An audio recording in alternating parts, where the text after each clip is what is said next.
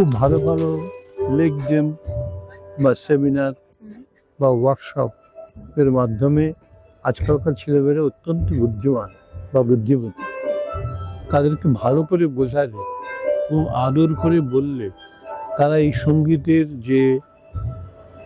মিল্টিং part আছে, যেটা নাকি সফিস্টিকেটেড পার্ট, সেই সম্বন্ধে ওদের স্বচ্ছ দৃষ্টি নেই। কারণ আমরা সেটা তৈরি করতে পারি, কিন্তু আমার মনে হয় আমি সেই চেষ্টা করছি গত 3 মাসের সিটি নন্দনের মাধ্যমে।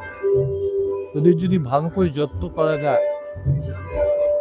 বিজ্ঞান সঙ্গীতের ভবিষ্যৎ অত্যন্ত উজ্জ্বল এবং ভালো ভালো ছেলেরা খুব সুন্দর গান বাজনা করছে, অনেক ছেলে, শুধু গান না, মাসি, তবলা, সারেঙ্গি, এসরাজ, সব থেকে পণ্ডিত রবিশঙ্কর যে একদিনে হয়, বহুবার শুনতে শুনতে শুনতে শুনতে ওরা সেই জায়গা পৌঁছেছে।